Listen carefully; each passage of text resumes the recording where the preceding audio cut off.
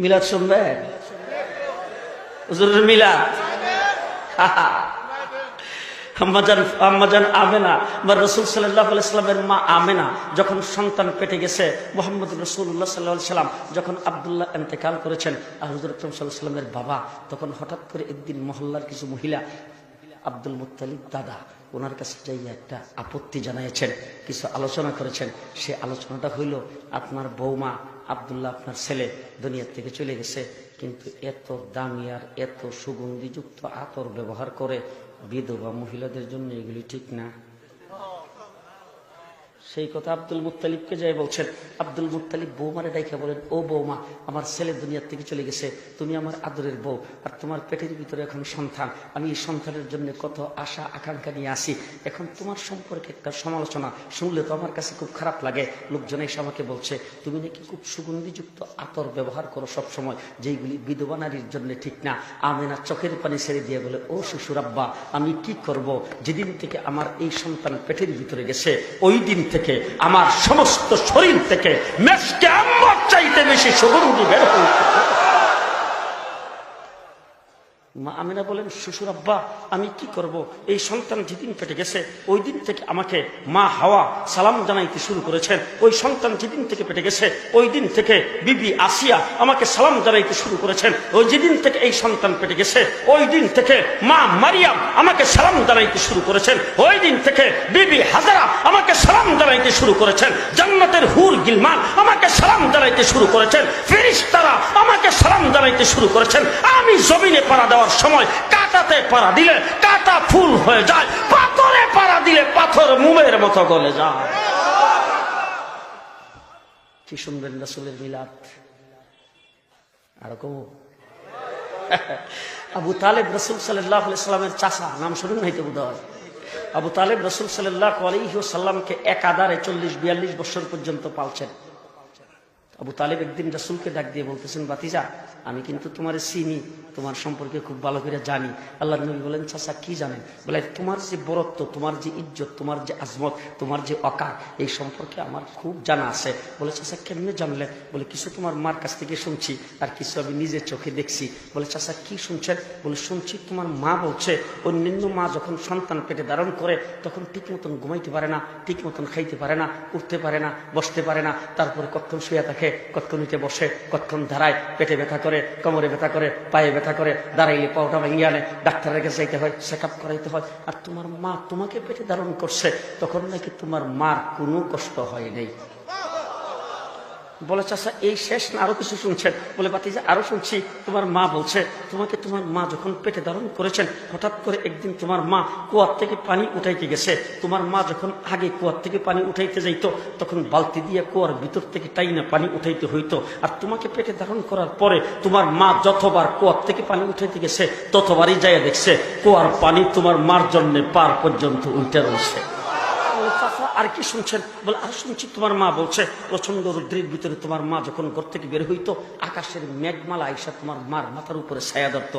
বলে, চাচা আর কি শুনছেন? বলে, আরো শুনছি তোমার মা রাস্তা দিয়ে হাইটা যাইতেছে, রাস্তার দুই ধারের গাছগুলি তোমার মার সামনে মাথা মতো করে সালাম করতে শুরু করেছেন। বলে, চাচা আর কি শুনছেন? বলে, তোমার মা নাকি পাহাড়ের নিকট দিয়ে যাইতেছেন আর পাহাড় থেকে পাথরের খণ্ডগুলি গড়ে গড়ে পড়ে তোমার মার পায়ের কাছে আইসা সালাম করতে শুরু করেছেন। বলে, চাচা আর কি শুনছেন? বলে, আরো শুনছি তোমার মা বলছে অন্যান্য সন্তান ডেলিভারির সময় তখন খুব কষ্ট হয় মা, কিন্তু তোমাকে ডেলিভারির সময় তোমার মার নাকি কোনো দায়ও লাগে নাই, কোনো কষ্ট হয় নাই। বলে, চাচা আর কি শুনছেন? বলে, আরো শুনছি অন্যান্য সন্তান যখন জন্মগ্রহণ করে তখন যেই ঘরে জন্মগ্রহণ করে ঘরটার মধ্যে দুর্গন্ধ ছড়ায় পড়ে, স্প্রে করতে হয়, ধূপ জ্বালাইতে হয়, তারপরেও মানুষ দুর্গন্ধের কারণে সেখানে ভালো মানুষ গমন করে না। আর তুমি যেই ঘরে জন্মগ্রহণ করেছ সেই ঘরটা মেশকে আম্বরের সুগন্ধিতে পরিণত হয়েছে।